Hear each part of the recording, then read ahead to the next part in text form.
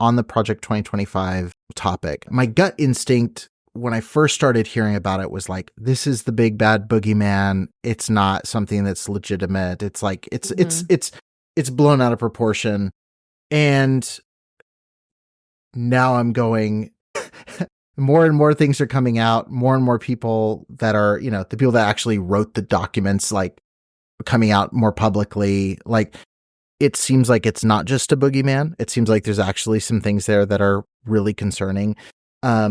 Do you think it's more effective to call out the plan as a whole, or kind of like piece it apart, like the way we've been talking about, where it's like, there's this big blueprint here that essentially is a Christian nationalist wet dream.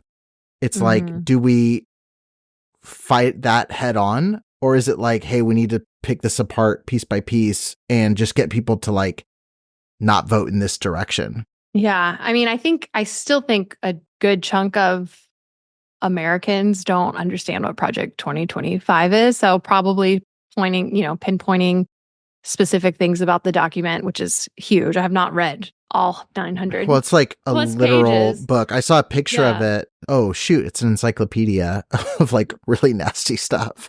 I mean, I think both work. I think you need both in tandem to call out Project 2025. But now you have Trump and a lot of people in his campaign denying any association with it, which is just wrong. But they're denying. And then the author is like recorded like, yeah, I still talk to Trump about it all the time. He loves it, you know. So it's like there's pictures of him. He spoke at the Heritage Foundation. Yeah, it's like you clearly knew.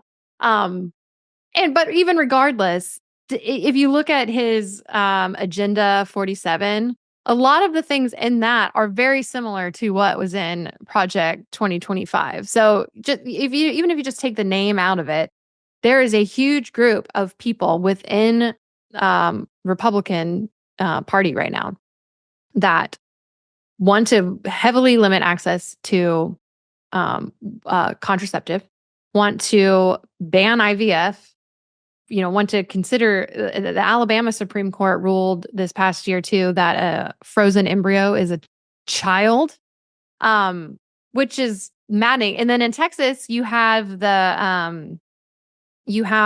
bounty laws in place where people can report on someone who got an abortion, even if it was out of state and legally in another state. You can tattletale on them and get rewarded $10,000, like sue them for $10,000. So you have people that are wanting to criminalize women who get abortions. You have people that want to take away the women's right to vote. And yes, a lot of this is fringe, but these people in the fringes have power. A lot of them are elected officials. They have Trump's ear. And here's the thing. I think Trump, at the end of the day, he just wants to be in power. I really don't think he cares what his policies are, as long as he's the one in control of them.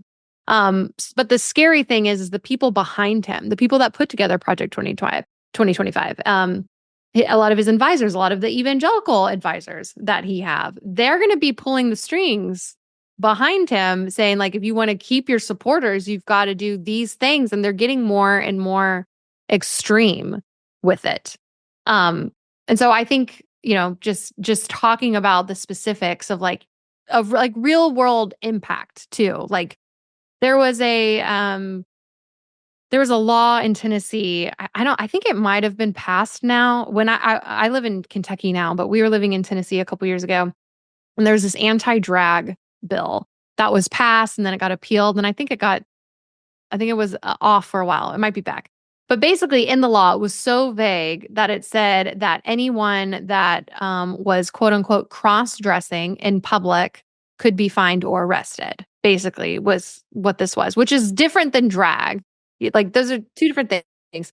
My spouse is non-binary and sometimes wears feminine, like, women's clothes. And, like, we literally had to have a conversation, like, are we going to be safe here if this law goes into effect and you have a cop that's, really anti-trans and sees you walking down the street and is like, here's my chance. Like, this is impacting everyday people that I don't think most people would look at my spouse and be like, yeah, you need to be arrested just for clothes, for what someone's wearing. Like, what are we doing?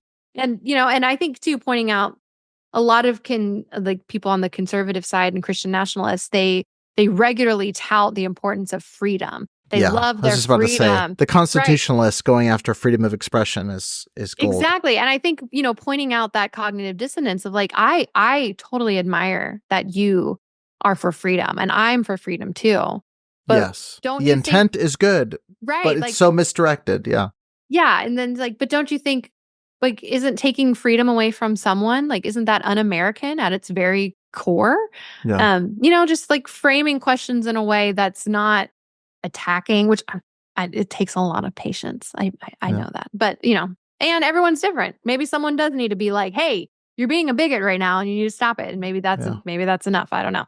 Yeah. Yeah. And like I said, there's so many things that are based on misrepresentations of what happens. There's laws that blanket things that are so and to be honest, like I've taken a bit of a break from politics in the last year as far as like how much I consume. I used to be so like I would put on C-SPAN in the background as I'm like doing stuff. Mhm. Like I love that world, but it's, as I focus on other things, I've had to step back. But I still feel like even by checking into some stuff, I feel more informed than the average person I see spouting stuff on Facebook.